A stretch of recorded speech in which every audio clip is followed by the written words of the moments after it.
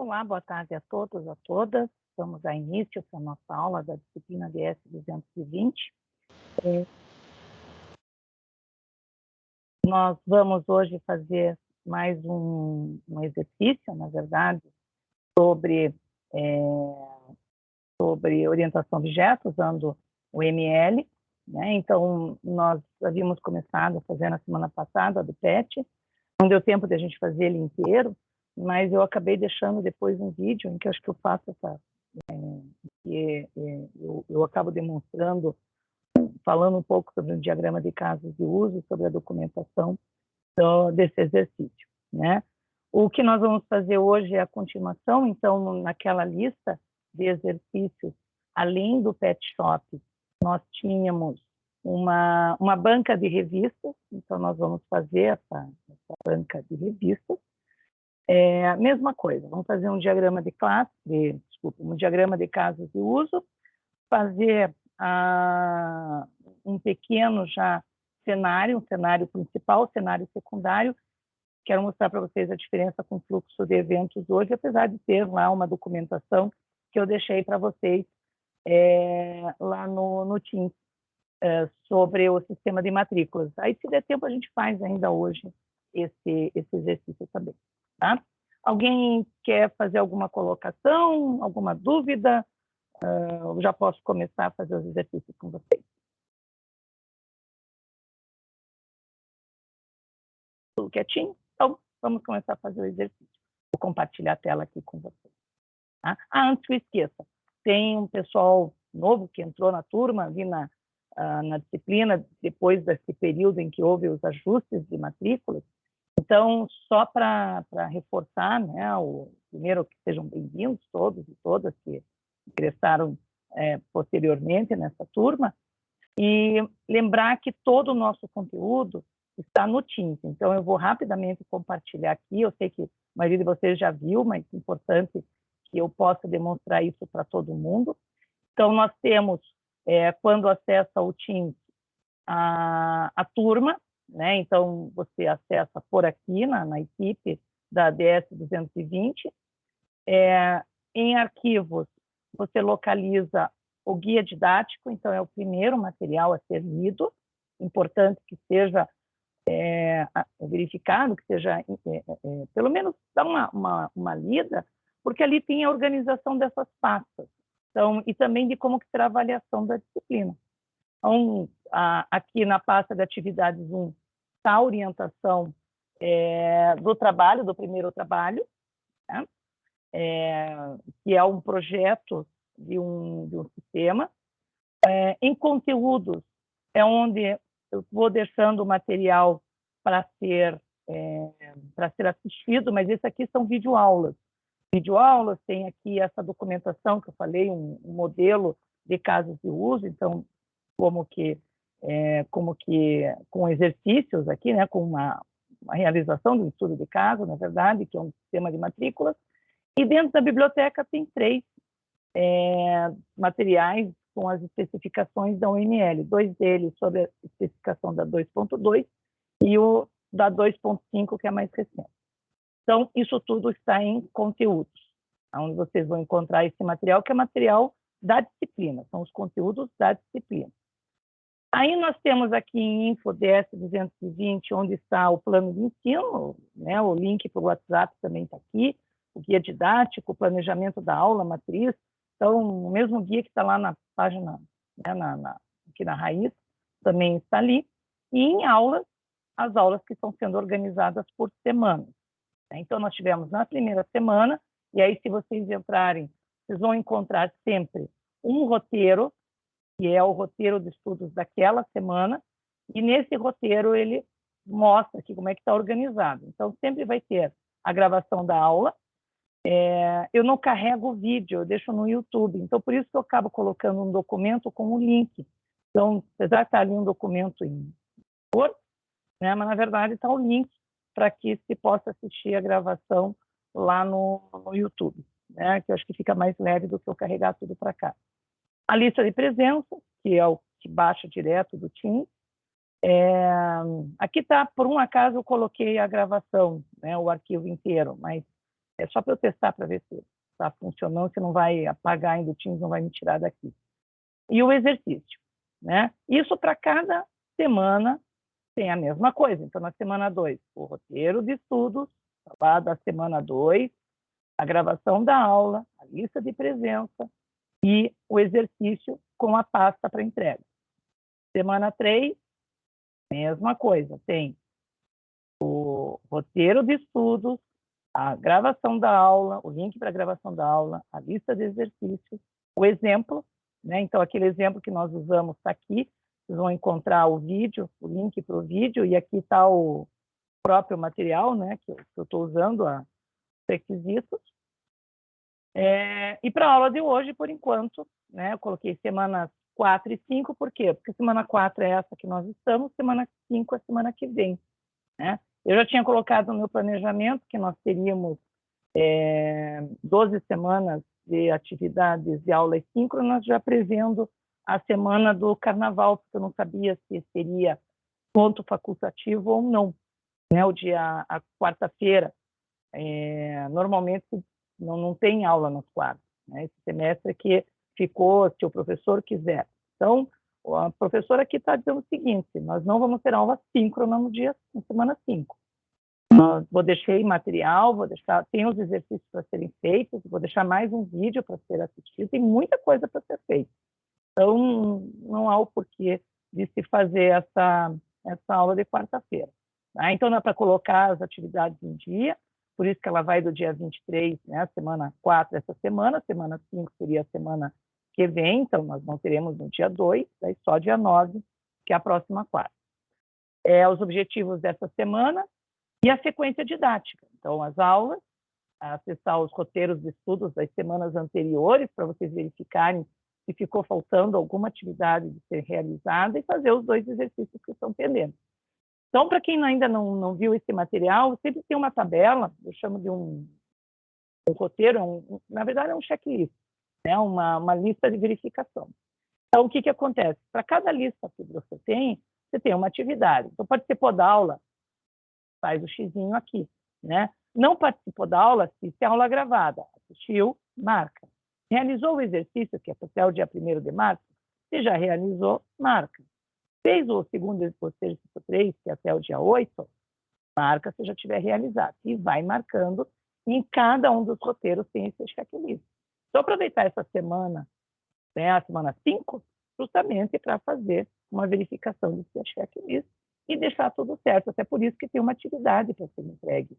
No dia 8, aqui eu vou fazer uma correção, não vai ser até o dia 1º, mas ela também será, as duas serão até o dia 8, tanto os requisitos quanto a entrega do exercício 2. Tá? Então, eu vou deixar até o dia 8, porque vocês vão ver, vocês vão acabar atualizando. Então, essa eu atualizo depois. Então, para quem entrou agora, sempre lembrar de olhar nas aulas, aqui onde a gente tem as aulas síncronas, essa pasta aqui o Teams cria automaticamente. Então, ele guarda os vídeos aqui, mas depois ele vai apagando.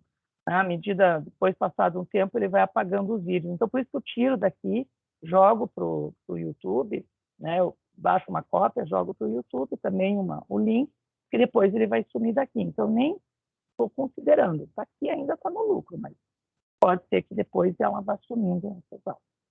Tá? Então, só para que todo mundo conheça bem essa nossa organização. Agora sim, vou compartilhar aqui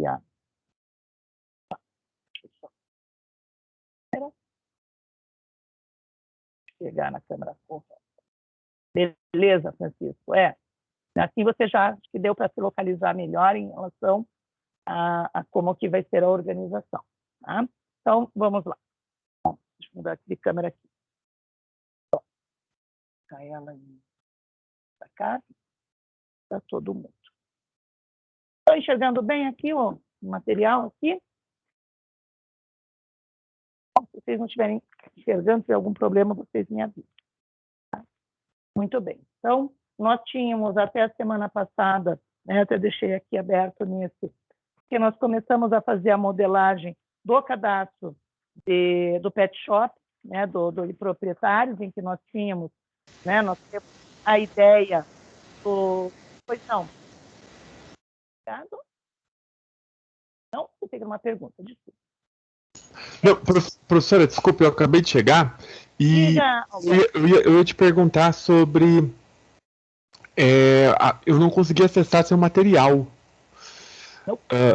O seu material é todo aqui no Teams? todo ele está no Teams. Ah, tá, desculpa. Não, então só veja lá se você localiza.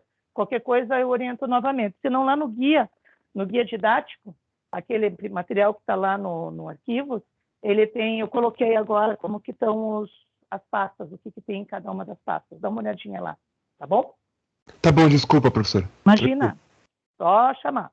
Então, vejam, importante aqui que nós temos alguns elementos que fazem parte de um modelo de casos de uso, né? O que nós temos? Nós temos os atores, então, nós consideramos atores, por definição, ator é tudo aquilo, ou podem ser pessoas, podem ser outros sistemas, ou pode ser um determinado objeto, e esse ator é aquele que interage com o sistema, aquele que ou vai, se for uma pessoa, vai estar utilizando diretamente, vai estar interagindo com o sistema. Se for esse ator um outro sistema, ele vai estar enviando informações para esse nosso sistema, o nosso sistema vai estar enviando informações para um outro, né? E se for um equipamento, é um equipamento que manda informações para o nosso sistema. Uma definição também de ator, além de ser aquilo ou aquele que interage com o sistema, nós podemos definir ator como sendo aquilo que nós não vamos desenvolver, aquilo que não faz parte do sistema. Isso nós definimos como ator.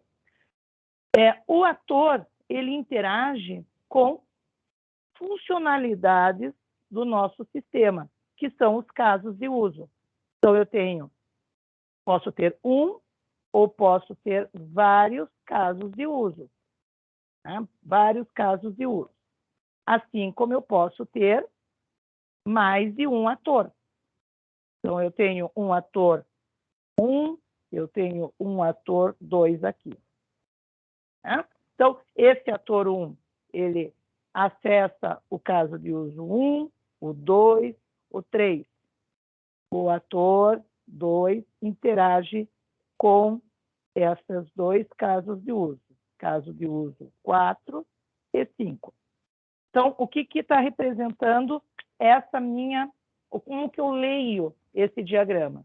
O ator 1, então, vamos supor que seja um professor, ele pode acessar esse cadastro, ou esse caso de uso, cadastro de uso, ou essa funcionalidade, ou essa funcionalidade. O ator 2, vamos supor que seja um aluno, pode acessar a funcionalidade 4 e 5.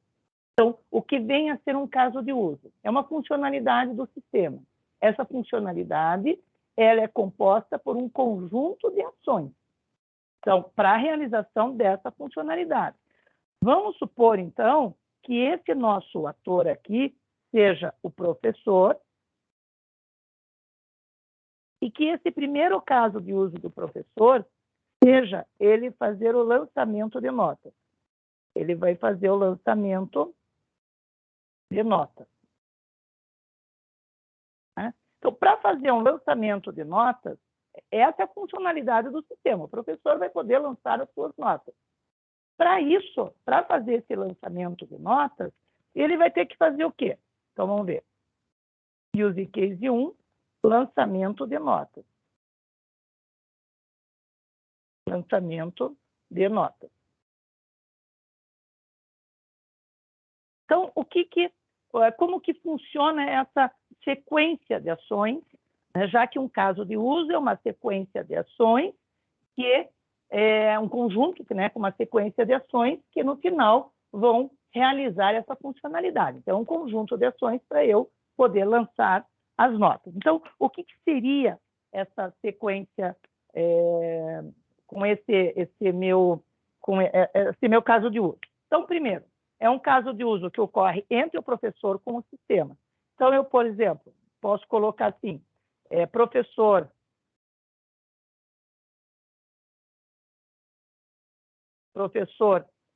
seleciona a disciplina, ele quer lançar nota, né? Aí o sistema mostra a lista de alunos matriculados,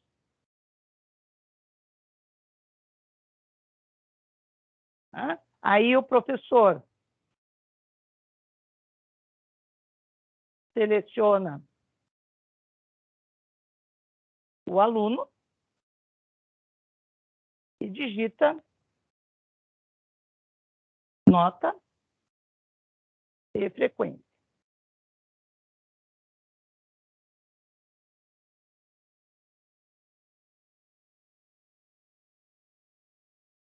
Tá?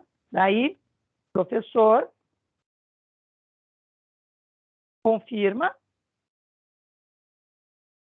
ou posso até colocar, professor seleciona o aluno, digita nota e frequência. Aí a gente pode até colocar aqui uma observação. Repete para todos os alunos. Então, basicamente, é uma lista e seleciona na Ana, digita nota, frequência. Clica na Beatriz, tarará, tarará.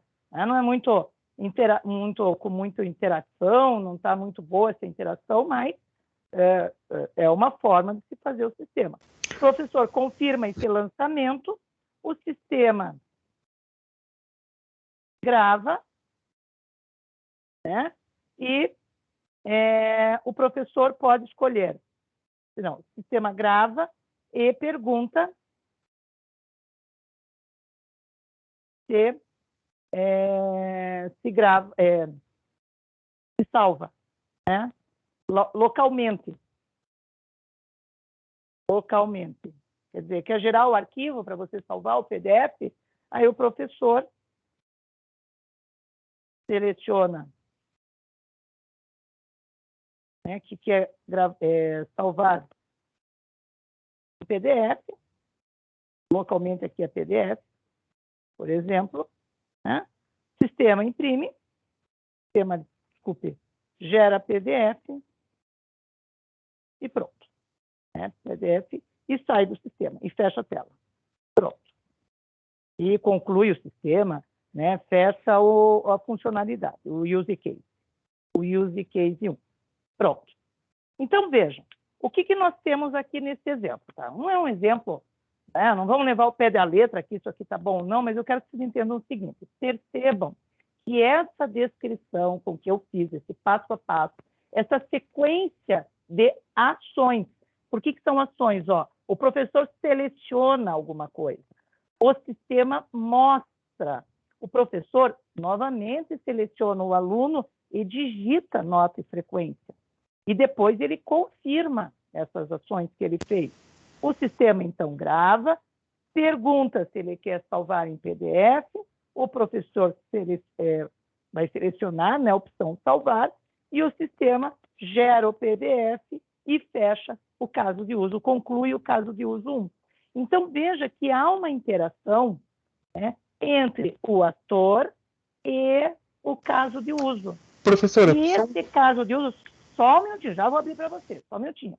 E esse caso de uso, ele faz parte do sistema que nós estamos desenvolvendo. Por isso que a interação, ela ocorre entre um ator e um sistema, porque nós temos aqui uma interação entre ator e sistema. E por isso é que tudo aquilo que nós definirmos como sendo ator está fora do escopo do sistema. Diga lá, Albano. Eu só ia perguntar, você selecionou todas as palavras que você selecionou, a maioria delas foi verbo. E eu vi que você não usou diretamente o verbo dentro do caso de uso. Mas, assim, existe alguma... precisa ser, por exemplo, eu tenho que colocar lançamento de notas ou o certo é colocar lançar notas? Não. Qual que é o certo? Ou não tem certo? Não tem certo. Você coloca a nomenclatura que você quiser. Se você quiser colocar aqui só notas, pode. Se você quiser colocar aqui, mantenha atualizado as informações das notas e frequências dos alunos. É um módulo responsável por manter as informações atualizadas das notas e frequências de todos os alunos, né? Onde existe essa obrigatoriedade do nome, que o nome do elemento, né, faz parte da sintaxe, ela é obrigatória porque parte do modelo, é numa modelagem, um tipo de metodologia que a gente chama de metodologia, é uma metodologia, chama metodologia estruturada de sistema. Essa metodologia é como se fosse uma orientação a objeto, mas ela foi anterior, né? Ela não é orientada a objeto, ela é estruturada. O nome fala, ela é formada por estruturas. Os objetos são coisas independentes. Eu tenho uma caneta e eu tenho um objeto que é um papel. Eu posso fazer com que a caneta interaja com o papel, né, que você escreve e aparece alguma coisa. Na estruturada, não. Você tem uma relação entre elas. Os objetos, não existem objetos, mas as funcionalidades estão entrelaçadas. Era uma metodologia bem anterior à orientação a objeto. Nela, um dos autores mais famosos, que foi Chris Game, escreveu um livro chamado Metodologia Estruturada do Sistema. Olha, não existe universidade nesse Brasil que tenha um curso de informática com mais de 10 anos que não tenha esse livro de análise estruturada de sistemas. Ele é um clássico. Eu estou até olhando se eu tenho aqui, ó. Eu tenho uma cópia aqui, ó. É esse aqui, tá? Esse livro aqui, ele utiliza nessa metodologia uma estrutura que a gente chama de DFD. Deixa eu achar aqui, ó. Ele é muito... O DFD, para nós, na orientação a objeto, o mais próximo que a gente chega dele, talvez um diagrama de atividades, talvez, muito provavelmente, o diagrama de sequência, que seria mais próximo. E aí vem a confusão, né? A maioria das pessoas confundem o diagrama estruturado com orientação a objeto. Então, é muito comum nessa aqui querer colocar base de dados. Base de dados tinha lá na estruturada, que era obrigatória. Aqui não. Lá terá banco de dados, que era depósito de dados. Então, essa estrutura, o nome dos processos era obrigado a ter um verbo no infinito. Então, sempre era preparar, atender, determinar e o objeto que ia sofrer com aquela ação, né? Preparar relatório de venda, determinar reposição de estoque e assim por diante. Para nós é quem interage com o sistema. Esse é quem informa o dado, não é quem interage, da onde vem a informação, a origem da informação. E aqui nós temos onde vai ser armazenado. Aqui não aparece, que claro, se você está desenvolvendo um sistema, alguma coisa vai ser armazenada. Então, como a gente já desenvolve em camadas hoje, o que não acontecia na época, você não precisa mais colocar, pelo menos nesse primeiro diagrama. E outra coisa, né? Na análise estruturada de sistemas, você tinha um diagrama de fluxo de dados, DFD, um dicionário de dados, que vale uma documentação escrita, e, basicamente, o diagrama geral de relacionamento. Acabou. Aí podia, na documentação, lá no dicionário de dados, usar uma árvore de decisão, uma tabela de decisão, enfim. Tá? Mas se resumir a isso, aqui na UML nós temos mais de 13 diagramas para poder modelar todo o sistema. Então, a gente não precisa, a gente tem que entender, o importante é isso, para que serve cada um dos diagramas e escolher aqueles que se enquadram melhor na proposta do sistema. Tá? Mas essa nomenclatura aqui, ela não é exigida, é o nome que vocês quiserem. Mas normalmente a gente usa verbo porque ajuda, né? Mas... Muito obrigado, professora. Imagina, eu tenho que ser menos prolixa, né? Falar mais rápido explicações. Mas Assim já fica também, já aproveitei e falei um pouco da análise estruturada para vocês. Então, vejam, essa interação aqui, como ela ocorre entre ator e casos de uso, é essa descrição que vai ser feita aqui. Quando nós decidimos uma sequência com que deve acontecer esse caso de uso, nós estamos fazendo uma descrição daquilo que a gente chama como principal. Principal. Né? O que é principal? Se for um cenário, se a gente mudar o modelo de cenário principal, o cenário principal ele engloba uma sequência das ações que você determina como sendo a sequência padrão. Então, o padrão é o professor selecionar, o sistema mostrar, ele selecionar aluno por aluno e digitando nota e frequência, ele confirmar as ações, o sistema gravar, perguntar se quer salvar localmente em PDF, o professor diz que sim, quer salvar em PDF, o sistema grava e gera o PDF. Esse é o padrão. Né? O que seria fora do padrão? O que seria exceção? O que seria o que a gente chama de secundário? Né? Então, um cenário secundário...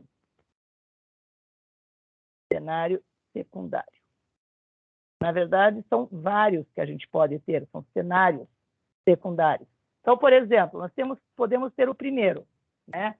Em que o professor, por exemplo, o sistema mostra uma lista de alunos que não está ninguém matriculado. Né? Então, o sistema não localiza alunos matriculados. O que vai acontecer se isso acontecer? Se acontecer de repente o professor olhou uma disciplina, clicou e disse assim, ué, não apareceu nada, né? Está em branco. Como é que o sistema vai se comportar nesse caso aqui? Aí vocês determinam. Ó, nós queremos que se o sistema não apareceu nenhum aluno, você quer que o sistema, então, mostra mensagem alunos não matriculados. Né? Entre em contato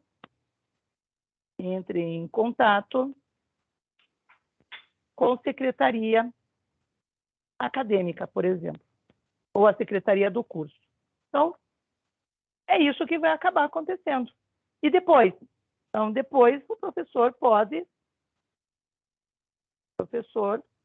clica no botão OK, confirmada a leitura. E continua, né, encerra o caso de uso. E aí o sistema pode encerrar o caso de uso e retornar para a lista de disciplinas, né, ou o sistema pode sair e volta lá para a tela principal. Vamos supor que o sistema encerra o use case e retorna para a lista de disciplinas. Pronto. Então, está aqui uma descrição que não é o meu padrão. Né? O meu padrão é que ele selecione o sistema mostra, mas e se não mostrar? Né? Se não achar alguém? Aí você tem a descrição.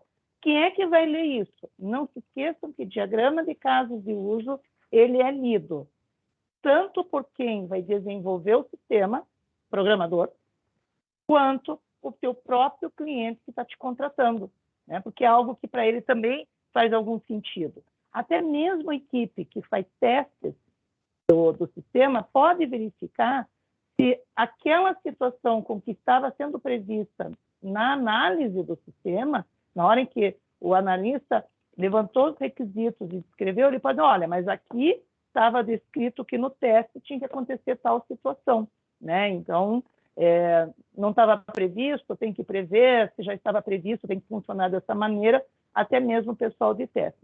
E a equipe de desenvolvimento de interfaces, ela também utiliza porque, claro, à medida que você vai conhecendo o que cada ator está interagindo, ele faz uma como é que eu vou dizer, uma compatibilidade entre uma compatibilização, uma consistência entre os elementos, né, da interface. Então, os botões serem do mesmo tipo, as palavras, o nome das palavras, dos termos que vão estar, por exemplo, nos botões ou nos títulos, e terem a mesma estrutura. Não pode, às vezes, aparecer OK, às vezes aparece confirma, às vezes aparece confirmar, às vezes aparece gravar. Ele tem que ter uma consistência entre as interfaces de um mesmo ator.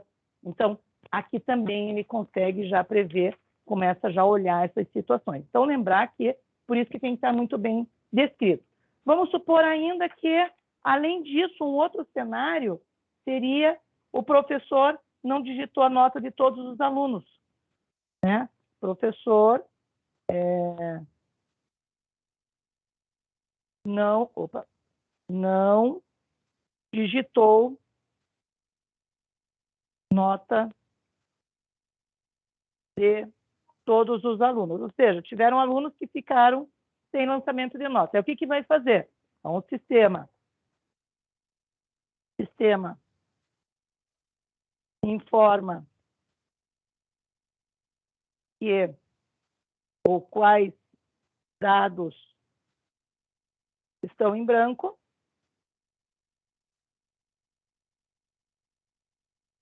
né? Então, mostra lá um quadradinho vermelho com a mensagem do lado. Então, ele mostra, informa quais os dados estão em branco, e aí você pode até detalhar mais essa informação, se quiser, e o professor preenche todas essas informações. E você vai fazendo para cada cenário principal, você vai olhando e vai verificando. Olha, aqui pode acontecer de eu ter uma situação, aqui pode ter essa situação, posso até ter mais de uma situação, uma ou duas exceções que aconteçam, casos especiais que aconteçam. Ah, o aluno não estava matriculado, mas ele frequentou a minha aula. Então, como que eu vou fazer? Ah, daí mostra lá, inserir aluno, não pode o professor. Então, ele aparece uma mensagem, quando ele clica em inserir aluno, solicitação feita para a coordenação do curso. Vamos supor, se for permitido e isso estiver dentro do escopo do sistema, você coloca como um caso especial. Ou seja, o que não estiver naquilo que é principal, em que você, enquanto analista, junto com o teu cliente, o teu contratante, decidirem o que é um fluxo principal, uma sequência principal, você acaba caindo nos fluxos secundários. E vejam, né, que interessante, quando nós temos, por exemplo, lançamento de notas, em que nós temos o sistema mostra a lista de alunos matriculados. Vamos supor que eu tivesse um outro caso de uso, em que ele tem a lista. Ó, só por causa da pergunta do Albano, eu vou fazer aqui diferente, ó, para reforçar essa pergunta importante que ele fez. Olha lá, vou colocar aqui. Tá? Aqui nós temos assim, ó, lista de frequência. Né? Então, o que seria esse caso de uso lista de frequência? Vamos por aqui do ladinho aqui, ó. Então, um caso de uso, use case 2, lista de frequência. Tá? Então, o que vem a ser esse caso de uso lista de frequência? Eu vou ter um professor, ou o sistema, deixa eu ver, professor seleciona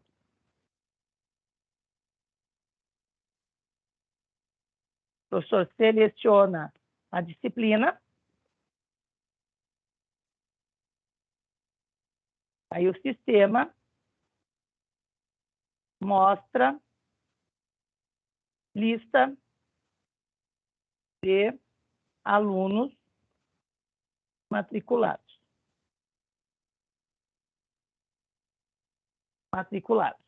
Então, vejam, e aí continua, né? O sistema mostra a lista de alunos matriculados, o professor seleciona imprimir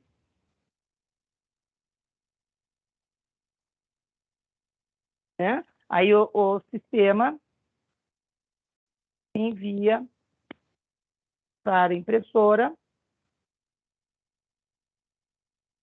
a lista que representa. Seleção, né? Claro.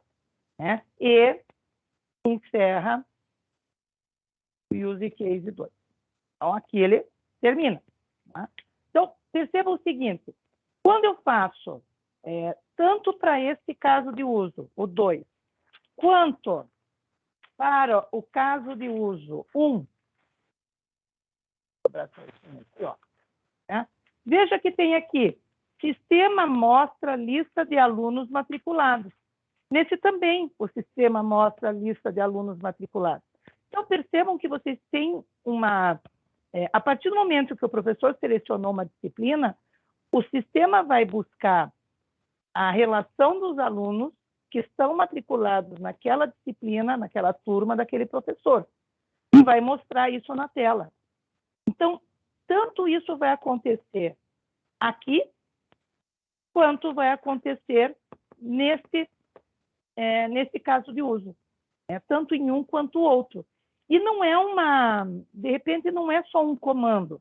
De repente, vocês verificam melhor e dizem, nossa, eu posso detalhar um pouquinho mais isso, né? Eu posso dizer até que na hora em que, a partir do momento em que o professor indica, né, clica em cima de qual disciplina ele quer tirar uma lista de frequência ou que ele quer lançar as notas dos alunos, que o sistema vai até a base de dados, verifica se aquela turma já está encerrada, verifica se já tem alunos matriculados ou não, seleciona, coloca na ordem alfabética, não sei. Ele faz uma sequência também de ações. Então, você quer dizer para as suas equipes, que são muitas que estão trabalhando, que tanto a equipe que vai desenvolver o lançamento de notas, quanto a equipe que vai fazer a lista de frequência depois, vocês querem que ela faça algo que seja comum aos dois, que sirva tanto para o lançamento de notas, quanto sirva para emitir a lista de frequência. Porque eu tenho uma mesma sequência aqui, para pesquisar, para listar os alunos a partir de uma disciplina. Então, o que eu posso fazer aqui? Eu posso reforçar essa ideia. Eu quero reforçar para os meus programadores, por exemplo, a equipe de programação, de implementação, que existe um caso de uso que é pesquisar, em que ele pesquisa a disciplina do prof e lista alunos. Ele faz tudo isso. Né? Então, veja que pode ter também um nome bem grandão. Então, eu tenho um caso de uso que serve tanto para o caso de uso 1, ele aparece aqui, né? Deixa eu fazer com uma caneta diferente. Ele serve tanto para esse caso de uso já no início, quanto aqui, por coincidência, também estão aqui no início, que faz essa sequência de ações aqui. Então, ele é comum tanto ao caso de uso 1, quanto ele é comum ao caso de uso 2.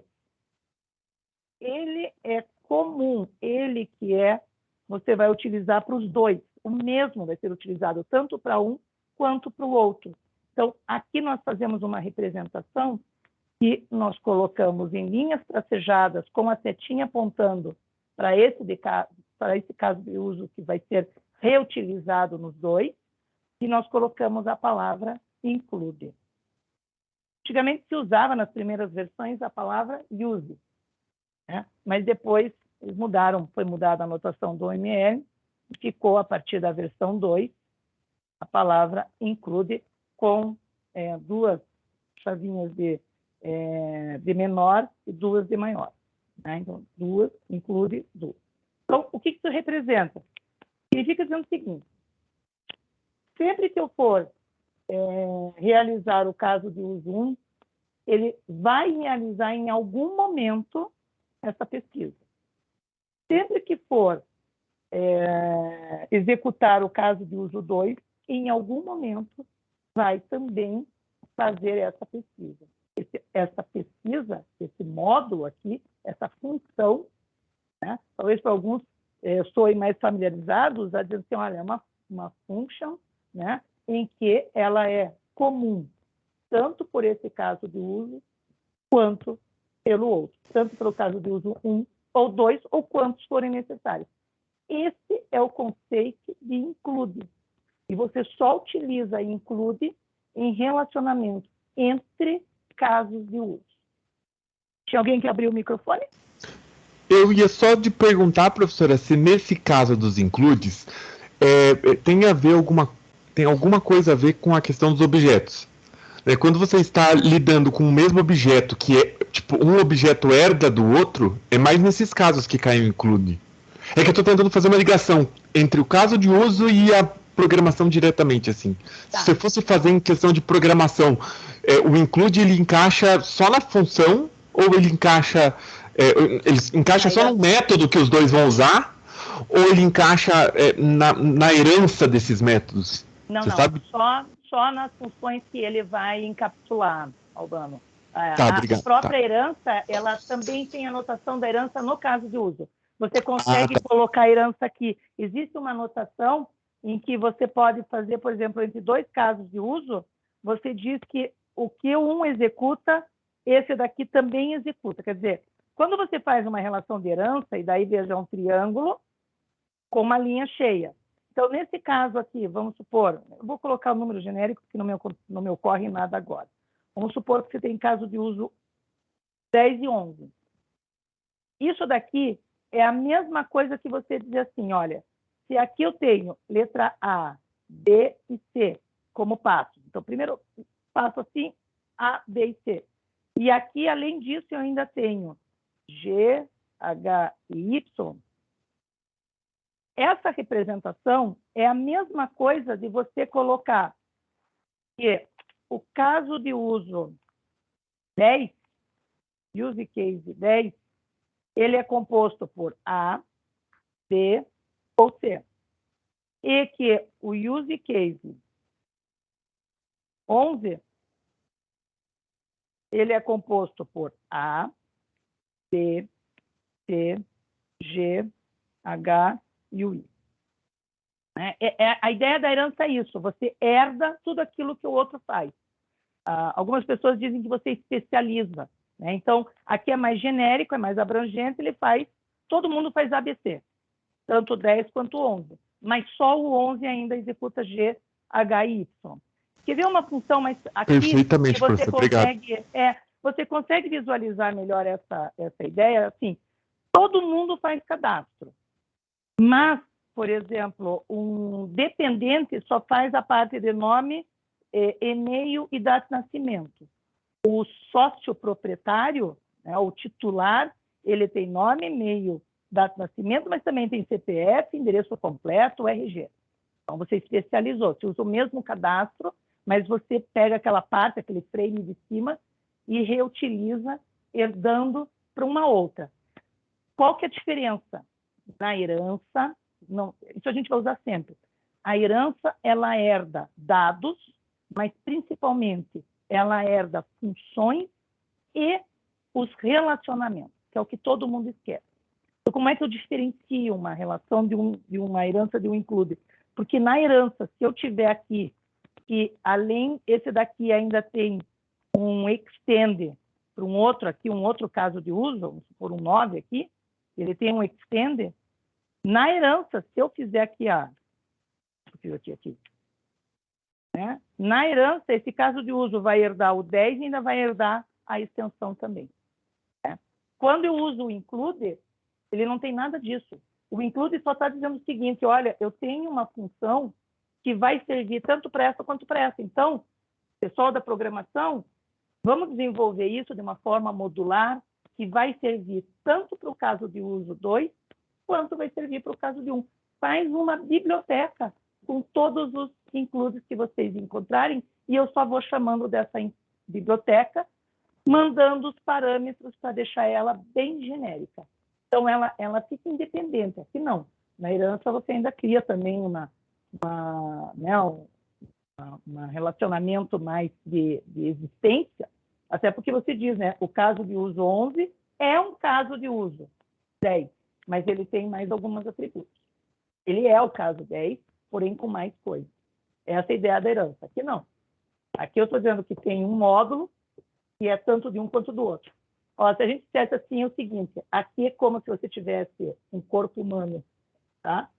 Imagine que eu pego o coração de um, pego o coração do outro e faço um módulo que é bater coração.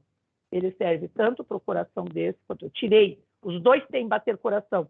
Eu só tirei para cá e disse assim, vou criar uma biblioteca bater coração que sirva para todos os alunos, professor, cadastro de fornecedor, bater coração. Ele só faz isso. Ponto. Aqui é diferente.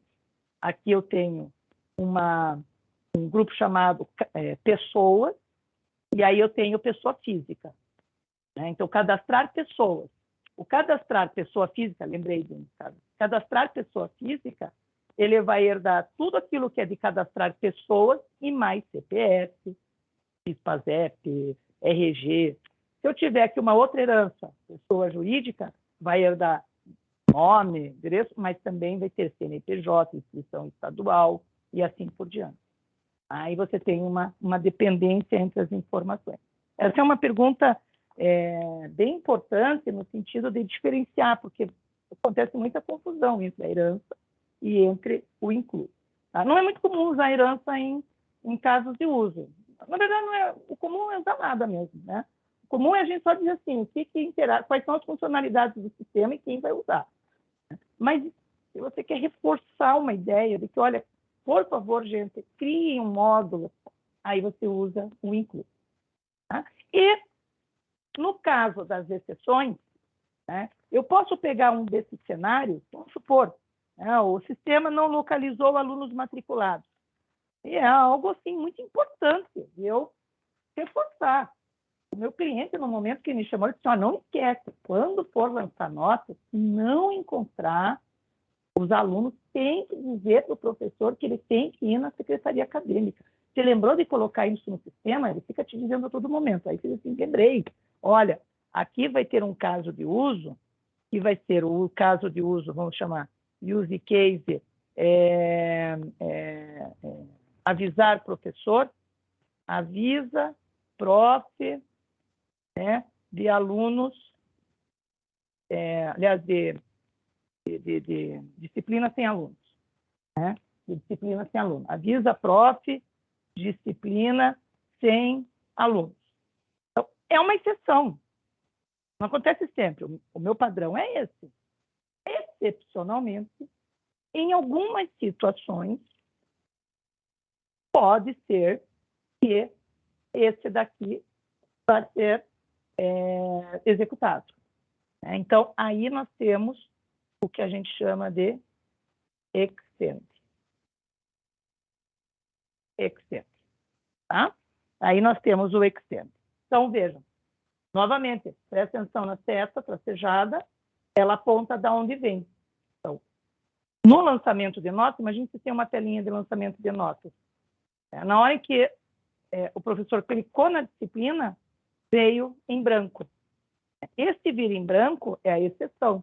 Então, se não localizou, executa o caso de uso, avisa professor de disciplina sem alunos. Porque o padrão é ele localizar e acontecer tudo como normalmente acontece. E aí a gente pode usar as notas, né? A nota é sempre como se funcionasse um post-it, até eu separei aqui ó, que é exatamente a ideia da nota. Então, a nota ele é assim a notação. A notação da nota é assim, é como se você tivesse um post-it que você coloca lá né, você indica no sistema e aí você escreve, por exemplo, aqui, né? Se não localizou alunos na turma. Então, isso aqui vai acontecer. Tem uma caneta ali pela mesma coisa. Isso aqui vai acontecer, ó, se não localizou alunos na turma. Então, eu posso indicar também essas informações. Né? Esse daqui, comunicação. include, extend, né? O extend aqui, o azulzinho, é onde a gente vai usar, eu diria assim, acho que 80% ou quase 90% ele dá conta.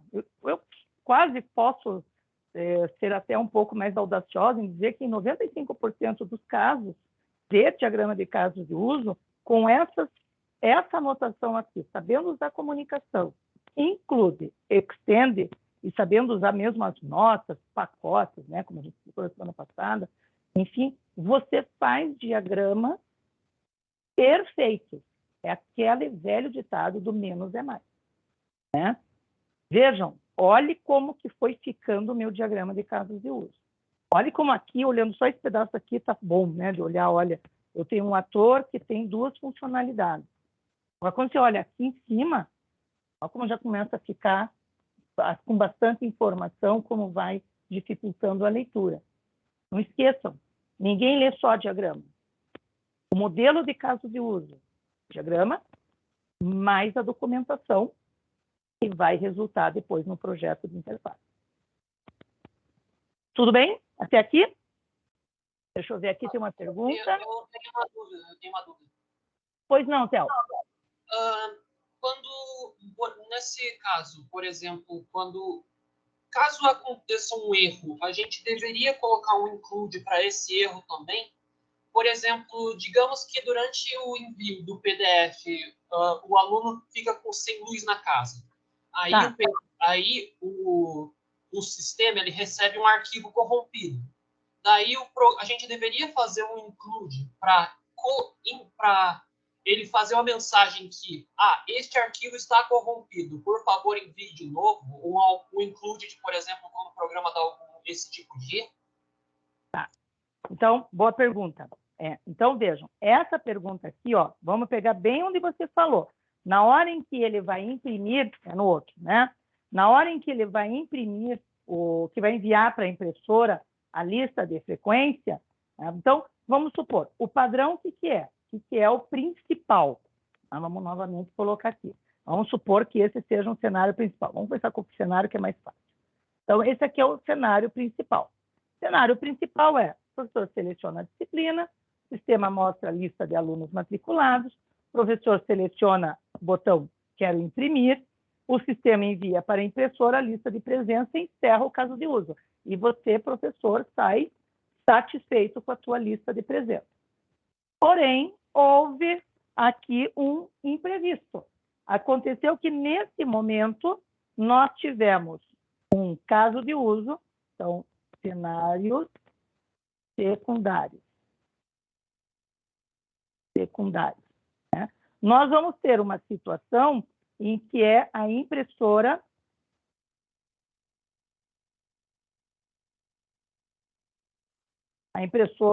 não imprimiu. Desculpem aqui, ó, escrever dessa maneira, mas é só para deixar, né? Quer dizer, não foi para a impressora, não imprimiu, né? Deu algum erro, porque faltou luz, como você disse, porque faltou papel, porque houve um problema de rede, mas o arquivo ficou na metade do caminho, ficou preso na metade do caminho, ficou em algum lugar. Então, se não imprimiu, como é que eu sei que ela não imprimiu? Nós podemos fazer isso de uma forma automatizada, quer dizer, o próprio sistema detecta, grava a informação e depois ela continua imprimindo. Se já foi para a impressora e você perdeu da memória do seu sistema, quer dizer, não está mais registrado no sistema, diz assim, já foi, imprimiu, está certinho, já mandei, já foi para a impressora. Mas lá na impressora travou o papel e parou tudo, está dependendo de um outro equipamento. Daí, nossa impressora, nesse caso, aí eu gostei desse exemplo. Ó, então, nesse caso, o que eu tenho aqui? Eu tenho um professor, vou repetir lá só esse trechinho. Nós temos o professor, ele está fazendo a lista de frequência,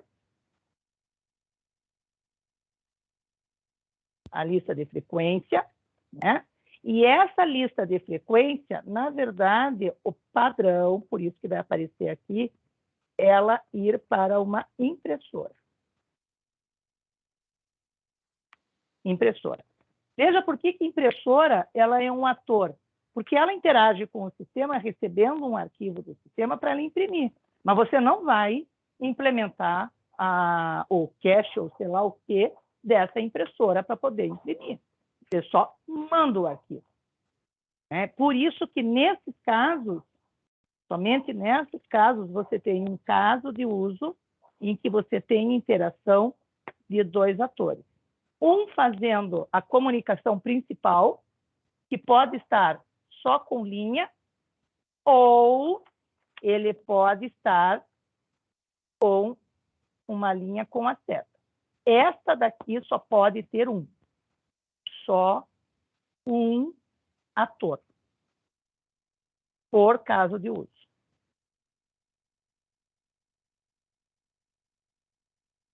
Não pode ter, de hipótese nenhuma, isso daqui. Dois atores com o caso de uso. Essa aqui na versão oficial, né, da UML, vocês não vão poder realizar. Está seguindo definição. Ah, mas tem um livro que faz. Sim, tem um monte de gente que fala, né, diz que fala inglês e fala o The Book on the Table, né? Mas não é porque se todo mundo faz assim, o que diz que fala e não fala, que faz dessa maneira, que está correto. Então, o correto da anotação ML, um ator. E há explicações para isso, inclusive. Há uma justificativa muito plausível para isso. Né? Então, nessa situação, o que está acontecendo? Esse caso de uso está mandando para a impressora. Por que eu mostrei isso? E daí, quando a gente volta aqui nessa sua ideia, o que vai acontecer? A impressora não imprimiu. Vamos supor, então, que aqui, quando ele manda a lista a lista de presença, antes de encerrar o caso de uso, vamos supor aqui, ó, vamos fazer um concerto aqui para melhorar essa tua situação, tá, Théo? Vamos fazer aqui, ó. Sistema. Encerra caso de uso. Antes, aqui no meinho, eu vou colocar assim, ó, professor confirma impressão. O que significa isso? Que o momento que o sistema envia para a impressora a lista da presença, ele mostra uma mensagenzinha aqui, imprimiu, e aí ele tem sim e não. O padrão, ele diz assim, professor confirma impressão. O padrão é esse. Ele dizer sim. Né? E aí, o sistema encerra o caso de uso. Esse é o padrão. Agora, vamos supor que não imprimiu, que deu esse erro, como você sugeriu. A impressora não imprimiu. O que vai acontecer? Seja porque não imprimiu, porque acabou a luz e quando ele abriu, estava tudo desligado e cadê tudo mais? Né? Então, a gente pode fazer com que o sistema reenvie, né? Então, aqui a gente até pode pensar, uma alternativa é o sistema reenvia para impressora o último lote, o último lote a ser impresso, vamos supor. Então, ele vai enviar para a impressora o último lote a ser impresso, significa o seguinte, os lotes que foram gerados nos últimos 5 segundos antes da queda de energia é que vão ser enviados, para não ter que enviar lá, se tiver 3.000 professores, todo mundo mandou, sair imprimindo tudo. Né? Mas vamos supor que ele faça isso, ou ele mostra uma mensagem, então você vai dizer o que é que vai fazer nesse caso aqui, o que vai acontecer, você vai escrever aqui. Se você quiser reforçar isso no caso de uso, em que houve uma falha, né, na impressão, o que a gente pode colocar? Você pode colocar um extend, daí é um extend. Por que é um extend? Porque é uma exceção. Include, vocês só utilizam quando tem um ou mais casos de uso que compartilham. Então, 2 ou mais casos de uso que compartilham. Aqui é uma exceção. Então, a exceção é o quê? Reenviar arquivo para a impressora. Essa é a exceção.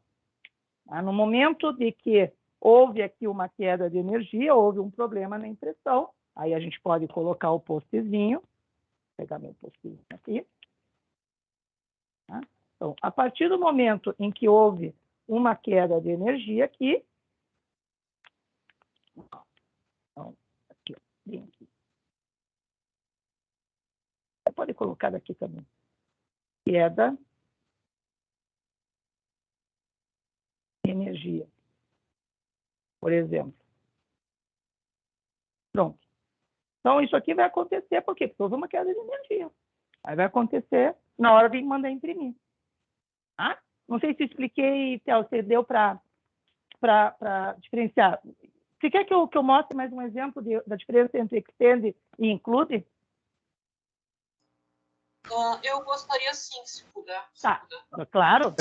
Eu ia pedir também, professora, porque na verdade, quando você explicou essa questão de não pode ter mais um ator, às vezes é um tanto complexo você entender como é que faz a interação sistêmica entre atores. E tem essa interação, eu sei que tem, provavelmente você vai explicar mais para frente, mas é duro às vezes você entender, sabe, professora, quando que você vai usar um stand, quando que você vai dar um include, quando que um ator vai se relacionar com o outro, ou quando ele vai herdar os casos de uso do outro. Claro. Não, sem problema, quantas vezes forem necessárias. Vamos supor aqui, ó, que vocês têm a seguinte, o professor, ele é responsável por fazer o cadastro dele, o cadastro do professor mesmo, o cadastro pessoal aqui, não é dos outros professores, é o cadastro dele, e o autocadastro. Tá? E o aluno também é responsável por fazer o seu cadastro de aluno, mas só o pessoal. Pode a Aninha cadastrar o Zezinho. Tá? Então, programar, altera os dados, é aquela história do mantém dados atualizados do seu cadastro. Mantém dados atualizados do seu cadastro. Tanto o professor quanto o aluno fazem o seu cadastro. Então, o professor acessa da web, vamos supor, o aluno acessa da web. Tá? Tanto o professor quanto na sequência, isso a gente só consegue verificar na hora que se faz o cenário principal. Às vezes é difícil, de olhando assim, você já olha, aqui tem um include, é difícil. Normalmente a gente só pega include e extend quando você faz essa descrição aqui. Então, a sequência correta, a sequência, não é correta, perdão, a sequência normal de se desenvolver um modelo de caso de uso é o seguinte. Primeiro, você define quem são os atores e os principais funcionalidades. Meu sistema ele é composto por 2 atores, eu tenho um professor que faz o cadastro dele e eu tenho o aluno que faz o cadastro dele e mantém atualizado aqui também. Isso é o meu sistema. São 2 funcionalidades. Vai ter controle de estoque? Não, tem controle de estoque. Vai ter contas a pagar, contas a receber? Não, é um sistema de 2 cadastros. Para manter, cada professor mantém os seus dados atualizados e cada aluno mantém os seus dados atualizados. Ponto. Tá? Aí o que acontece? Mas o professor não pode cadastrar para o aluno, para ele fazer um cadastro do aluno? O professor, além de fazer os cadastros dele, ele também pode fazer cadastro de qualquer aluno, de qualquer um. Ele tem acesso. Então, a tendência seria o quê? Você querer fazer uma linha bem assim, bem aqui, bem assim. Essa seria a tendência. Você querer fazer essa linha. Por quê? O aluno pode fazer o cadastro dele, e só dele, mas o professor pode fazer o cadastro dele, professor, mas pode fazer de qualquer aluno. O professor pode ir lá e cadastrar. Professor, eu não consegui. Cadastra para mim, cadastro. Não consegui alterar meu e-mail. Você pode alterar? Altero. Eu posso fazer qualquer mudança ou inserção dos alunos. Essa seria a vontade principal. Por que não pode? Porque daí vocês não estão utilizando o conceito que a gente chama de papéis, o conceito de atores, de assumir papéis de. Quando a gente define alguma coisa como sendo ator, a gente está definindo um objeto nesse termo, tá? Porque pode ser pessoa, equipamento, pode ser um software, enfim, qualquer coisa, né? Então, é um objeto, e que essas, qualquer coisa da realidade que possa se enquadrar, ele assume o papel de. Então, a Sandra Mara, enquanto professora da disciplina DS 220, ela assume o papel de professor para poder cadastrar um aluno. Eu assumo o papel de professor para me cadastrar. Desculpe, paga tudo que eu falei. A Sandra Mara, enquanto professora da disciplina DS 220, ela tem acesso para mudar o cadastro dela, mas também de tudo que os alunos fazem, que é alterar os dados deles e de todos os demais alunos. Aqui, nós não utilizamos essa linha. Nós utilizamos a de herança entre atores. O que representa isso? Está dizendo o seguinte, tudo, vejam, como é que a gente faz com o diagrama. Não é como eu faço, é como eu leio. O que eu leio aqui? Eu leio que o aluno faz o seu cadastro pessoal, o professor faz o seu cadastro pessoal e o professor faz tudo que os alunos fazem. Tudo que o aluno fizer, o professor faz. Inclusive, se o aluno emitir histórico escolar, ele também vai poder emitir o histórico escolar? Sim. E eu estou olhando dessa maneira aqui, como está implementado, sim. Mas eu não queria isso não, prof.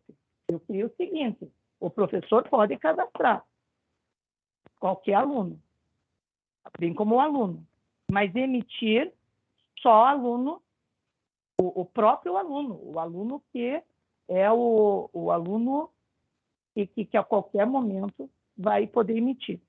Então, o que a gente faz para fazer essa situação? Aí vem os artifícios, né? Tira essa linha. Vamos ver se eu não vou fazer bobagem, porque isso aqui a gente usa tão pouco, só para eu não fazer nenhum erro. Aí nós definimos um novo ator. Então, o aluno geral, eu vou chamar aqui, não nome qualquer, chamei de aluno geral. E aqui eu vou chamar de aluno específico. Só vou dar um nome. Podia ser aluno 1 e 2, podia ser aluno concluinte, aluno calouro, podia ser como vocês quiserem. E aí nós fazemos a junção. Então, olha, o professor só herda desse aluno. Então, o professor agora só cadastra o aluno. E esse aluno aqui emite. Mas o TEL é tanto. Pode se cadastrar quando ele pode tirar o histórico escolar. Então, o TEL assume o papel de aluno, específico. A Sandra Mara é professora. Ela pode fazer o cadastro, mas ela está herdando do aluno. Ela também pode fazer dos alunos. Mas a Sandra Mara agora é estudante. Ela está fazendo um curso. Né? Ela resolveu fazer mais uma graduação.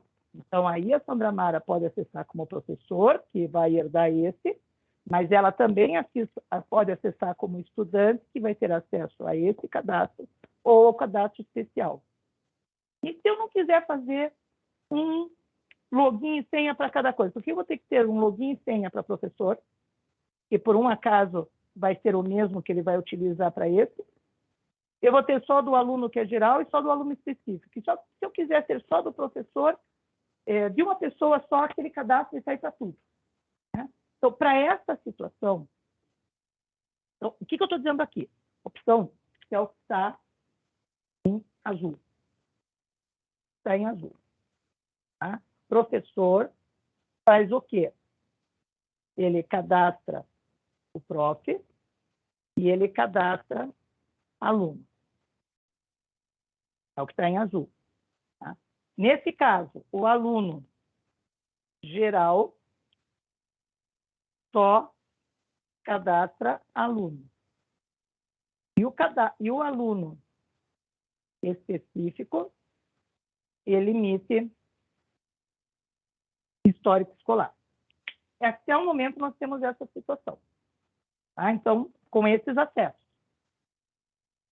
Ok? Mas eu quero o seguinte, eu quero que, sendo aluno, independente, sendo aluno, adoro caneta colorida, como vocês podem perceber, né? Sendo aluno, ele acessa os dois. mas o professor só pode acessar esse daqui. Então, o professor vai cadastrar professor e cadastrar aluno, e aluno vai poder fazer esses dois. Como é que eu resolvo aqui? Ó, o próprio desenhinho aqui já dá indicativo, né? Eu tenho algo que é feito só pelo aluno geral, mas também pelo prof, mas eu tenho algo que é feito tanto para um quanto para o outro. Então, aqui, para essa situação aqui, eu utilizo a notação de herança. Então, eu vou ter que o aluno especial também vai cadastrar assim. Ficou certinho. Isso mesmo. Tá? Então, vejam. Mudou completamente agora o que eu estou escrevendo aqui. O que eu escrevi agora em azul é o seguinte: o prof continua cadastrando professor e cadastrando aluno. O aluno geral continua só cadastrando aluno. O aluno especial só emitindo histórico escolar. E aquele que eu defini com o papel de aluno, né? Ou o aluno especial agora, eu quero que ele também tenha acesso não só fiz diferença, perdão, gente. O aluno agora especial, nessa situação aqui que eu acabei de fazer, ele tem assim, tirei isso aqui, professor, aluno geral, tem uma terceira, eu troquei, cadastro de aluno, e eu tenho aluno, que é o aluno específico. Esse sim, cadastra aluno e emite o histórico escolar. Pronto, Professora, abaixa um pouquinho a câmera que nós não estamos conseguindo ver. E aí, melhorou agora?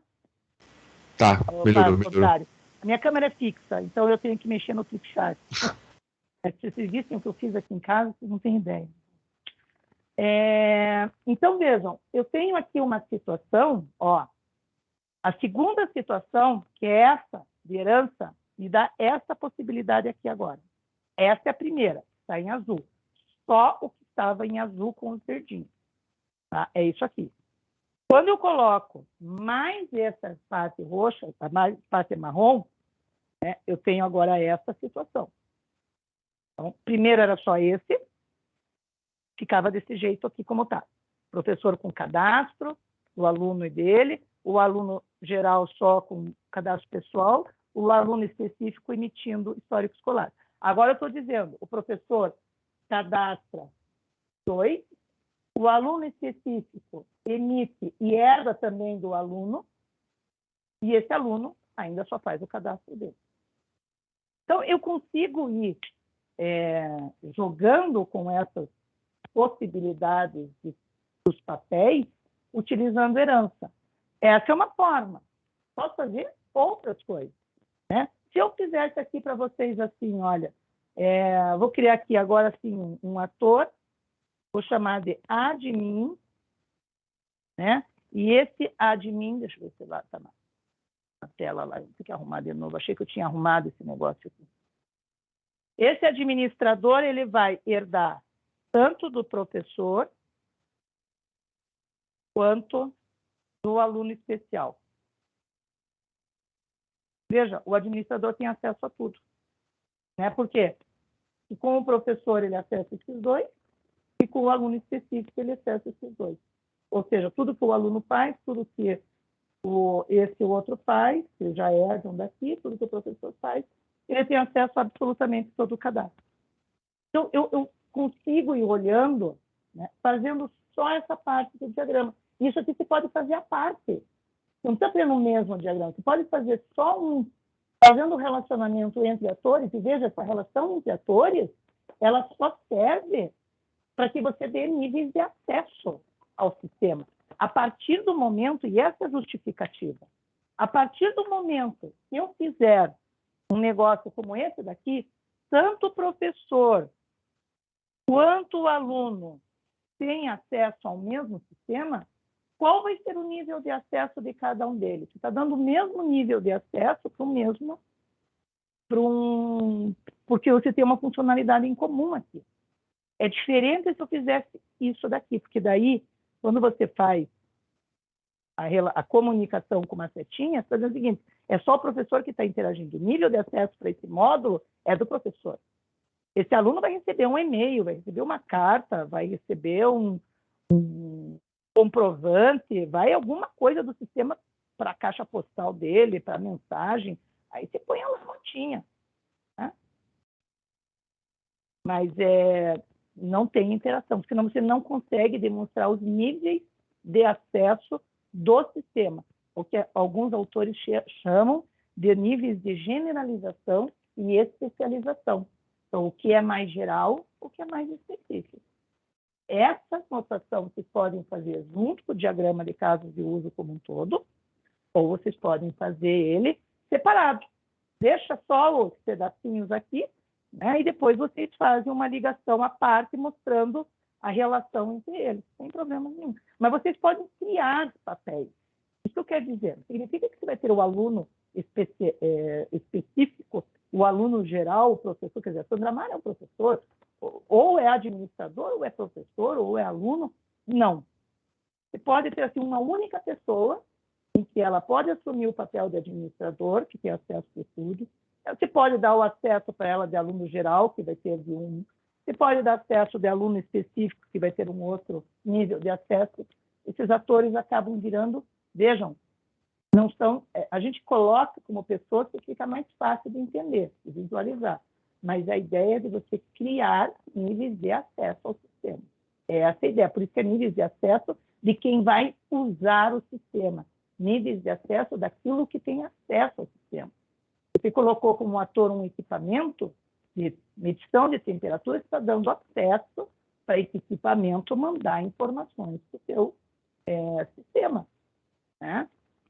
Se você está colocando um software, você está dando esse nível de acesso também. Não sei se ficou mais claro explicando dessa maneira, Théo, e Albano, e demais colegas.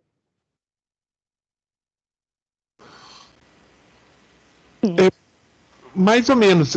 Na verdade, assim, ó, eu ia até dizer assim, ficou claro a interação, mas você não encontra muitos casos de uso com esse tipo de interação, né, professora? Dificilmente. Isso aqui é muito difícil de encontrar. O que vocês vão encontrar, como eu disse para vocês, vai ser a ideia do ator, comunicação, include terceiro. Então, o que é comum encontrar? Ó, vou pegar aqui um exemplo. Tá? Vamos supor, eu venho aqui e tenho um funcionário. Esse funcionário, ele é responsável por fazer a venda. Então, essa minha empresa funciona da seguinte maneira. Você pega o produto na prateleira, leva até o balcão e o funcionário, o vendedor, vai, né, o funcionário vendedor vai cadastrar essa venda num computador. E aí você paga para ele. Todo o processo de venda, quem faz é o funcionário. Aí ele faz esse processo de venda. É o que eu estou colocando aqui. Daí o que acontece? Eu posso ter um funcionário que é não é nem almoxarifado, é do estoque. Estoquista, sei lá como se chama. Enfim, um funcionário que é lá do estoque, e ele é responsável em fazer a manutenção, né, ou mantém os produtos para a venda. Então, ele que cadastra novos produtos, ele que cadastra a quantidade que foi comprada de um novo produto, ou seja, ele que alimenta o estoque. Né? Trocando em miúdos, ao vender, você diminui a quantidade de estoque, você tinha 100 produtos, vendi 5, passa a ter 95. Esse funcionário é o responsável em atualizar. Eu tinha 100 produtos, comprei mais 50, passei a ter 150. Desses 150, vi que estragaram 3, dou baixa desses 3 produtos, passa a ter 147, e assim por diante. Ou seja, eu tenho aqui um sistema em que basicamente tem a venda, entrada de produtos e tem a saída. A venda de produtos, a saída e a entrada de produtos. Então, você põe produtos, você põe o seu estoque. Né? Fazendo dessa maneira, está pronto o meu sistema. Eu tenho um funcionário e tenho um funcionário do almoxarifado. Ah, mas eu quero o gerente. O gerente quer saber, né? O gerente quer saber quantos os produtos mais vendidos. Produtos mais vendidos. Ou ele quer saber também, ele quer todos os relatórios gerenciais. Vou colocar aqui, ó, naquele formato de pacote, né? Todos os relatórios que sejam possíveis de se imaginar, e depois a gente descreve lá nos pacotes. Depois a gente abre esse pacote e faz aqui um do gerente, uma outra página, né, abrindo todo esse pacote, ou listando dentro de como se fosse um caso de uso, na documentação, para mostrar todos os relatórios, tanto faz. Então, você pode fazer dessa maneira, escrevendo em vários casos de uso, ou pode fazer, né? Então, ou assim, ou você descreve lá no cenário principal, ou como fluxo de dados principal na documentação, dos dois. Mas você tem, novamente, quem vai usar o sistema, o que cada um. Vejam, nível de acesso para esse sistema, eu tenho aquele que é responsável por vender, aquele que é responsável por comprar, aquele que é responsável por tirar relatórios e ver que produto que está vendendo mais. Né? Até para, quiser fazer assim, desconto. Quem dá desconto é o gerente. Né? Ah, mas não é na venda que ele faz o desconto? Aí aquela vontade que você tem de pegar e juntar. Por quê? Porque uma parte da venda é o funcionário e uma parte é o gerente, que não é para todo mundo. Eventualmente ele dá um desconto. Então, vejam, quando a gente começa a detalhar, daí diz assim, opa, então quer dizer que eu posso dar desconto? Quem que dá desconto? É o próprio funcionário que vai dar o desconto? Se for o funcionário da venda que dá o desconto e ele sempre dá desconto, já faz parte da venda, não aparece. Se o desconto é só feito eventualmente, porque é um cliente antigo, porque tem desconto por ser idoso, porque tem a carteirinha de estudante, tem 50% de desconto, assim por diante, passa a ser uma exceção. Porque a venda ela é feita de uma sequência de ações. Tudo aquilo que foge ao que sempre acontece, vira exceção. Exceção, a gente trata com extending. Então, o desconto é uma exceção da venda. Você faz a venda, eventualmente pode dar o desconto. Nesse formato que está aqui, quem dá o desconto é o funcionário. Mas eu quero que seja o gerente que dê o desconto, não o funcionário. O funcionário faz a venda, daí ele diz assim, peraí que vou chamar o gerente para ele te dar um desconto. Daí o gerente vem e faz o desconto, faz o processo do desconto. Então, nesse caso, se você pode, o que seria o normal, né? Você pode chamar, em caso de uso, em que ele concede desconto, né? E aí vai virar um include. Por que é um include? Porque esse caso de uso já está sendo referenciado por outro aqui. E aí você tem que tanto o gerente quanto o funcionário dão desconto, concedem desconto. Nessa situação que está aqui. Se eu ligar o gerente direto no desconto, assim, e aí eu vou ter que fazer uma nota. Somente gerente concede desconto.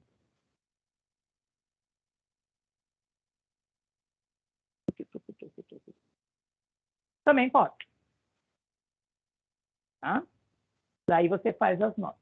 Então, vejam que vocês não poluem, de certa maneira, tirando esse pedacinho aqui, mas você não tem uma poluição, e tirando aqui que está uma, né?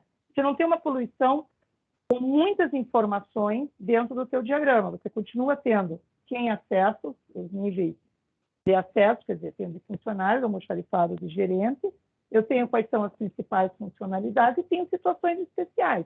Eu tenho uma situação de que nem sempre tem desconto, pode ser concedido, pode ser concedido somente pelo gerente, E veja, não estão no mesmo caso de uso, ó. Está separado os casos de uso. Então, aqui não é sempre que ele vai lá se meter na venda. Só vai quando tiver desconto. Tá? Daí, espera e continua. Ou então, tanto um quanto o outro podem conceder desconto. E aí, por ele já ser um extended, que é eventual, esse caso de uso é tanto utilizado para venda quanto para include. Ainda mais, ele além de ser extended, ele include também. Então, eu não preciso colocar o include aqui. Colocar aqui assim, include,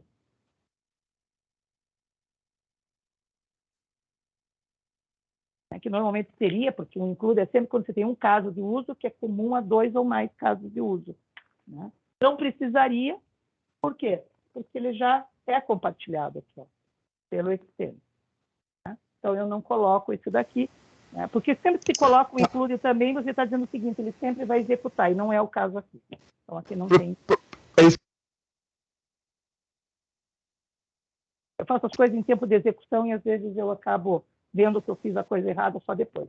Desculpa. Professora, a diferença de extend para include, então, realmente, assim, o extend é quando trata uma exceção. Isso. Né? E o include é quando é comum a 2, é isso? 2 ou mais. Exatamente. Obrigado. Então, esse aqui é um caso especial. Uma exceção. Tá? E esse daqui é quando você tem 2 ou mais casos de uso compartilhados. Ou compartilhando mesmo use case.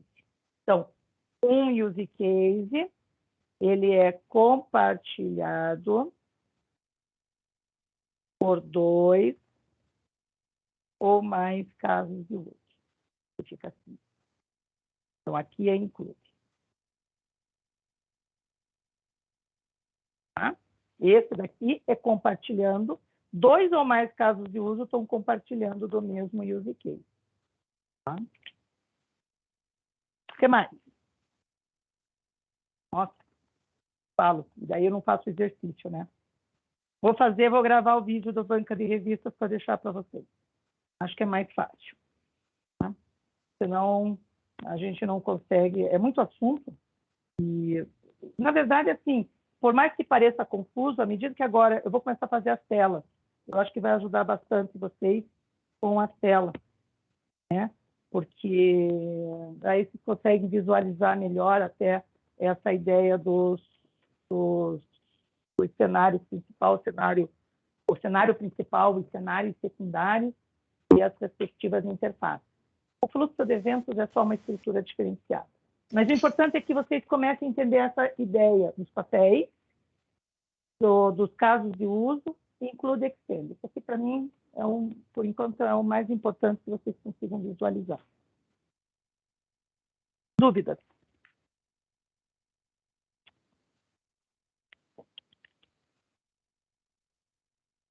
Não. Deixa eu ter na câmera. Tá. Ler qual livro, Theo, que você quer ler? Você pode, ler livro é sempre bom, né? Mesmo que seja da análise estruturada de sistemas. Vai que um dia vocês implementem um sistema aí antigo, legado, aí o uso ainda estruturado é importante.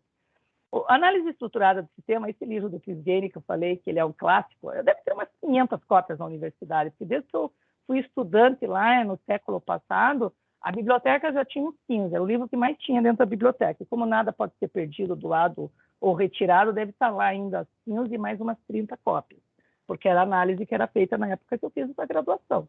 Né? Aí, quando eu fui fazer a especialização, é que começou, né, iniciou a orientação a objeto no Brasil, né? Foi lá em 88, né?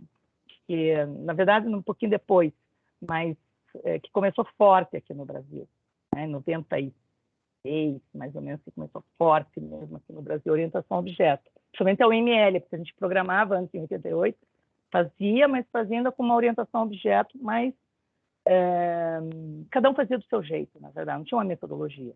E depois, com o passar dos anos, alguns autores viram que parecia uma torre de Babel, cada um desenhando de um jeito, demorava mais para codificar os símbolos do que se alguém explicasse o que estava fazendo, e aí se decidiu unificar numa única sintaxe, numa única linguagem. Por isso que surgiu o OML, que não é só uma linguagem, mas também veio junto à metodologia orientada a objeto. Nós nos baseamos, eu não sei se está aqui dentro, eu tenho 2 livros, são 2 livros, eu vou dar uma olhada ali depois. Tem 2 autores que são a referência da orientação hoje como ela existe. Tem um livro que está na nossa biblioteca, que chama, acho que é Modelos de Modelagem Orientada a Objeto, acho que esse é o nome. Ele é um livro que é roxo, assim, uma capa meio azul com roxo, assim, é um livro antigo. O nome do autor dele é James Humboldt, está escrito lá, é Humboldt, né? Esse livro, a metodologia dele, que ele descreveu à época, ela acho que deve ter, assim, 70% dela se manteve na UML. Modificou um pouquinho na 2.2, mas até 1.8, praticamente 70%, 80% era dele. As outras eram de um outro autor chamado Jacobson, né? Que ele tinha mais um livro que daí pegou de lá alguma coisinha. Praticamente pegou do James Humboldt e pegou a máquina de estados do Tannenbaum. Tá? Se vocês gostam de ler, tem um livro dele chamado Sistemas Operacionais, do Andrew Tannenbaum, que ele explica lá algumas coisas, e tem a máquina de estados. Então, originalmente, a transição de estados era baseada em máquinas de estados do Tannenbaum. Aí, na versão 2.2, houve essa mexida, novamente, da UML, e ficou como a gente conhece hoje, com os diagramas ainda muito da metodologia do Rambaud, mas já utilizando esse conceito que já é mais universal, de serem sistemas o mais modular possível. O modular aqui, leia-se assim, pensando em pecinhas, como se a gente pensasse em Lego. Se bem que o Lego é proprietário, o Lego é ruim de usar como exemplo, mas são universais. É como você pegar a maioria das rodas de carro, com exceção do que é proprietário, quer dizer, aquela roda é só para aquele modelo específico de Ferrari ou de McLaren, né?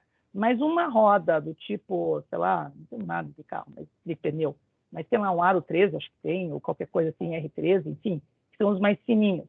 Ele serve para qualquer carro menor, básico, né? O Uno, o Kwid, sei lá, né? Então, você tem um carro menor, ele usa esse pneu. Você tem um que é o 15, daí tem um carro um pouquinho mais... Mas você não tem que olhar a marca. Normalmente, ele é feito dentro de um padrão. A roda você compra e coloca lá no carro, com exceção, como eu disse, uma Ferrari, uma McLaren. Orientação objeto é isso. É você desenvolver algo tão modular que você pega aquela biblioteca que você desenvolveu e passa, né, a utilizar no seu sistema. E daí, Theo, aqueles programas que você está falando, que recebe as informações, mostra o resultado, o que você manda parâmetros. Então, você quer desenhar uma reta, você manda o ponto A, né, o x e o y do A, e você manda o ponto B, o x e o y do B. E aí você manda a espessura da linha e a cor da linha. Então, você manda todos esses parâmetros, ele desenha a linha na tela. Então, veja, você fez algo tão modular que qualquer desenho que você faça, que seja baseado em retas e dimensional, ele funciona para você desenhar faz um pente. Por quê? Porque você está mandando o ponto inicial da reta, o ponto final, XY de um, XY do outro, a cor da linha e a espessura. Então, se eu quero fazer um triângulo, mando 3 vezes. For I de 1 até 3, 1, faz uma linha, 2. Né? Terceiro, faz a terceira linha, você fechou um programinha. Você mandou parâmetros, você fez uma função que vai servir para qualquer desenho de reta. Isso é um objeto que você definiu como reutilizável. Né? Se você fechar a programação dele, que não permita modificações, e que só chame a biblioteca, ele está encapsulado. Já está dentro da biblioteca e você só configura um plug and play, assim, é a ideia de uma orientação a objeto. É nisso que a gente chega nos includes. Quando a gente mostra o include, a gente está dizendo que eu quero algo que seja reutilizável por 2 ou mais casos de uso. Quanto mais puderem utilizar, menos trabalho você tem. Para encerrar, eu só quero lembrar vocês do que eu falei no primeiro dia de aula. Eu repeti hoje novamente. A primeira vez que se faz um projeto orientado a objeto e se implementa, principalmente a implementação orientada a objeto, é uma trabalheira sem fim. Mas é uma trabalheira sem fim. O projeto fica enorme, leva muito tempo, demora mesmo. A partir do segundo, a curva cai. Por quê? Porque daí se começa a reutilizar essas funções que vocês fizeram de uma forma, quanto mais modular, mais reutilizável, melhor para o teu sistema. Você só faz o plug and play, né, das diversas funções. Tenham isso em mente, que daí fica fácil, inclusive, de fazer a modelagem de casos de uso. Certo? Bom, gente, eu vou encerrar por aqui, porque também não rende mais do que esse tempo. Eu preciso que vocês deem uma analisada. Eu vou fazer o seguinte. Eu deixei para vocês os exercícios, que é o do projeto de cada um. Tentem fazer, antes de eu lançar o vídeo, não vou colocar o vídeo já. Tentem fazer o da banca de revista. Tá? É esse aqui, ó. Deixa eu pôr pertinho aqui da câmerazinha. Esse aqui é o da banca de revistas. Esse não está invertido aí para vocês. Muito bem. Esse exercício está lá junto com o do PET, na aula da semana passada, da semana 3. Eu acho que eu colocar lá nos conteúdos. Enfim, dá uma procurada onde é que está. Está junto com o do PET, no mesmo arquivo. Tem o banca de revistas. Tentem fazer o diagrama de casos de uso. Qual é o diagrama de casos de uso dele? Né? Desse sistema. Ele tem são 2 folhas. Aí até ele pede para fazer com pacotes, com notas, usando generalização entre atores, que foi isso que eu mostrei hoje. Tentem fazer isso daqui para outra aula. Aí na outra aula, na próxima, que é no dia 9, eu faço com vocês. Se não der tempo, daí eu deixo o vídeo, que eu já havia gravado, se der eu gravo para vocês. Eu não gravei esse aí. Professora, só uma pergunta quanto à questão da aula, é até bom que fique gravado. Então, semana que vem, na quarta, não tem aula? Não. A minha aula não. Porque eu planejei a minha disciplina para não ter aula na semana do carnaval. Porque eu não sabia se ia ter ou não, como que ia ser. Então, como é que foi o planejamento, se vocês olharem lá como que está? Vocês vão olhar que ele tem um número de semanas, eu acho que a minha, não sei se está com 12 ou com 13 semanas. Justamente para eu poder, essa semana do carnaval, eu não ter aula. E aí eu joguei as atividades e vou deixar os vídeos para vocês, justamente para quarta-feira não ter essa aula. Até porque tem muita gente, por mais que seja EAD, o pessoal viaja muito, vai para casa, quer ir fora, e aí a quarta-feira nem sempre consegue estar online. Então, não vai ser isso que vai salvar a nossa disciplina. Eu prefiro deixar um vídeo para vocês depois, se necessário. Belezinha? Belezinha, professora. Belezinha. E tá bom. E também, gente, olha, vamos pensar o seguinte, nós temos os sábados como coringa, né, que são aqueles dias que eu deixei como aula assíncrona, que é onde eu deixo para essas aulas que tem os dias para fazer as atividades naquele horário de aula, né, que está lá agendada. Eu deixo videoaulas justamente para que vocês possam assistir naquele momento, porque eu sei que eu falo muito durante a minha aula. Se é necessário, a gente vai pegar uns 2 sábados para ter aula ao vivo também. Então, quanto a isso, não se preocupem. A ideia é que vocês saiam dessa disciplina elaborando um diagrama de casos de uso, elaborando um diagrama de classes, porque é isso que vocês vão usar daqui para frente, basicamente, todas as disciplinas. Então, é importante ter conhecer essa nomenclatura com bastante destreza, né? Porque também tem interpretação de diagrama de classe. Tá bom, gente? Ok, mas, professora, no caso dessas aulas que podem ocorrer no sábado, eles vão ser gravados também, assim como as aulas da quarta? Com certeza. Porque sábado de manhã é um pouquinho mais complicado para eu conseguir as online, visto que eu trabalho nesse horário, então é mais complicado para mim. Renan, veja, não está prevista as aulas síncronas no sábado, tá? Estavam previstas as aulas para que elas ocorressem só nas quartas-feiras. Mas se houverem aulas sábados, elas serão aulas gravadas, com certeza, e com certeza eu nem cobraria frequência, porque elas não estavam previstas, era como se fossem aulas para a gente poder fazer uma reposição de conteúdos que tenha faltado ou que tenha gerado muitas dúvidas, é para complementar, e não para ser uma aula, aula mesmo, né? Como são as nossas D4. Então fica bem tranquilo. E também nós vamos marcar com bastante antecedência, tá? Eu marcaria com 2, 3 semanas de antecedência para vocês se organizar. Tá? Não se preocupe. Não vou fazer nenhuma surpresa dessa, tipo, amanhã vai ter aula. E eu ainda vou cobrar presença e ainda vou dar prova. Tá? Não se preocupe. Não, certinho então. Obrigado. Joia, então, gente. Beleza. Então, espero ter ajudado e não atrapalhado tanto com a minha aula de hoje. Prometo que nas próximas nós vamos fazer já com as telas, que eu acho que a gente já tem conteúdo suficiente para a gente avançar, porque mesmo que a gente avance, o diagrama de casos de uso vai estar com a gente até o finalzinho. Então, para eu fazer um diagrama de classes, eu preciso do diagrama de casos de uso, e aí a gente repete sempre do início. Tá? Então, semana que vem, na próxima aula, não semana que vem, no dia 9, faremos uma aula já avançando um pouco mais nesse assunto. Tá bom? Mas tentem fazer o exercício banca de revista. Gente, uma boa semana para vocês, um excelente feriado de carnaval, aproveitem para estudar e para descansar bastante também, tá bom? Gente, obrigada para todos. Certinho, então. Obrigado, professora, pela aula. Até mais. Obrigada, Renan. Obrigada, Jamil. Pode parar a gravação, professora. Verdade. Não, eu só